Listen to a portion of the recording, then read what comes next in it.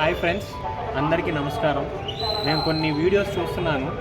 ఆ వీడియోస్లో ఒక 3 years పిల్లవాడు గుండె నొప్పి వస్తుందని చెప్పి వాళ్ళ టీచర్కి చెప్తే వాళ్ళ టీచరు కారిడార్లో కూర్చోబెట్టి వాళ్ళ పేరెంట్స్ కాల్ చేయడానికి వెళ్ళిందంట. సో వచ్చేలోపే ఆ చిన్నపిల్లవాడు ఇలా హార్ట్ని పట్టుకొని ముందుకు పడిపోయి చనిపోయాడు. ఇంకొన్ని వీడియోస్లో థ్రెడ్మిల్లో చేస్తే వర్కౌట్ చేసేటప్పుడే హార్ట్ అటాక్ వచ్చి పడిపోతున్నారు. అండ్ ఇంకా కూరగాయలకు వచ్చేసరికి కుళ్ళిపోయిన వాటి మీద కొన్ని స్ప్రేలు చల్లుతుంటే అండ్ ఆకుకూరల్ని ఒక కెమికల్లో ముంచి లేపుతుంటే నార్మల్ అయిపోతుంది. అండ్ ఇంకా చాలా దారుణాలు ఉన్నాయండి.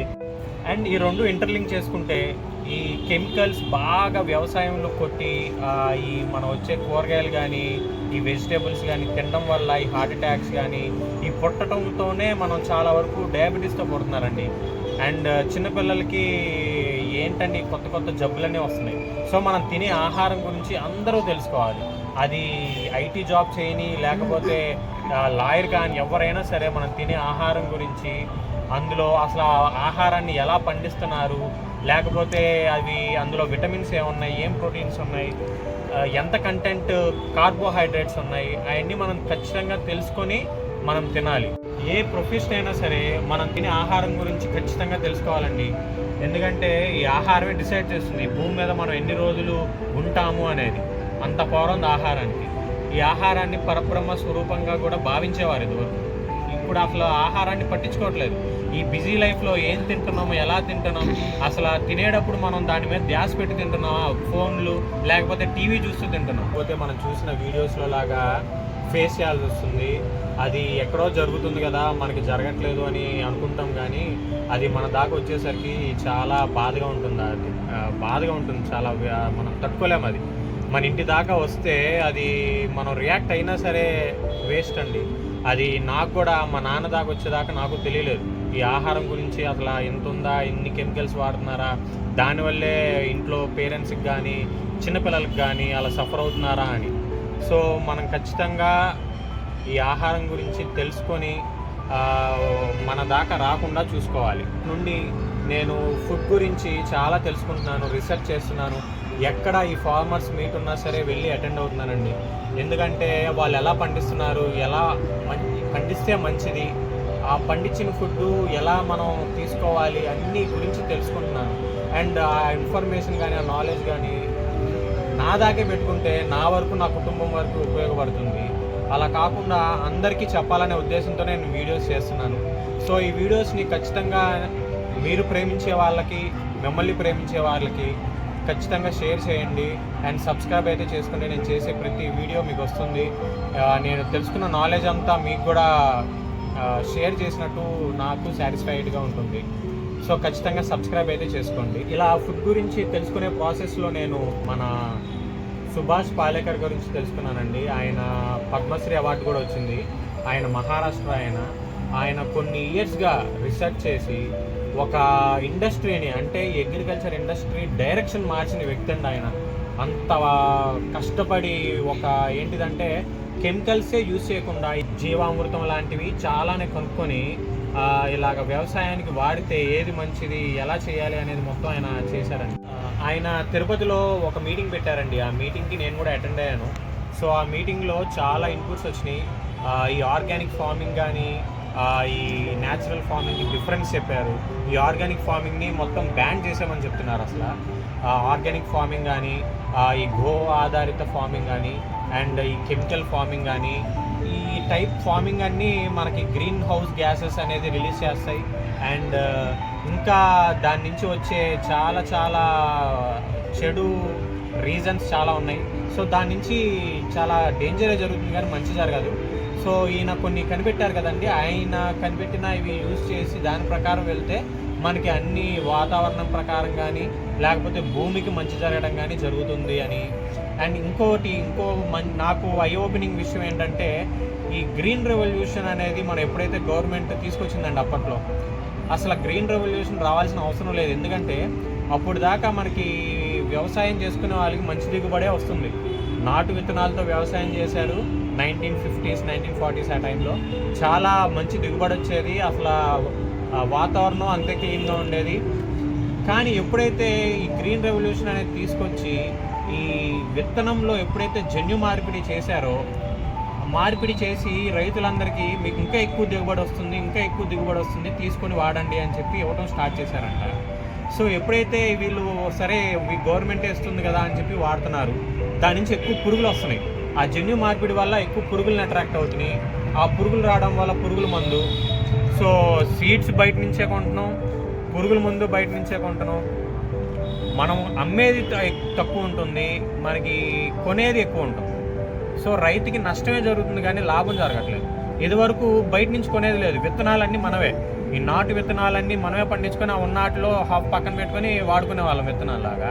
ఇప్పుడు ఈ జన్యు మార్పిడి అని చెప్పి విత్తనాలు బయట నుంచే కొంటున్నాం, పురుగులు వస్తున్నాయి అని చెప్పి బయట నుంచే పురుగుల మందులు కొంటున్నాం, మనం అమ్మేది మాత్రం తక్కువగా అమ్ముకుంటాం. సో ఇది రైతులకి చాలా నష్టం వచ్చి రైతులు ఆత్మహత్యలు చేసుకుంటున్నారు అని చాలా వివరంగా చెప్పారు. సో ఇది కూడా నాకు చాలా ఇన్ఫర్మేటివ్గా చాలా ఇన్పుట్స్ వచ్చినట్టు అనిపించినాయి. ఈ న్యాచురల్కి ఆర్గానిక్కి కూడా చాలా మంచి డిఫరెన్సెస్ చెప్పారండి. ఈ న్యాచురల్గా పండించే వాటిల్లో ఏంటంటే మనం ఇంతే వేయాలి అంతే వేయాలి, కొన్ని న్యూట్రియంట్స్ వాడటం అనేది ఆర్గానిక్లో జరుగుతుంది. ఈ ఆర్గానిక్లో ఏంటంటే కొన్ని హైడ్రోఫోబిక్ అని చెప్పి మట్టి లేకుండా మనకి కావాల్సిన న్యూట్రియంట్స్ మొక్కకి మనమే అందించి, ఆర్టిఫిషియల్గా న్యూట్రియంట్స్ మంచివే కానీ ఆ మొక్కకి వీళ్ళే న్యూట్రియంట్స్ అందించి పెంచుతున్నారు. ఈ ఆర్గానిక్ అని చెప్పి అమ్ముతున్నారు. సో అది అంతవరకు కరెక్ట్.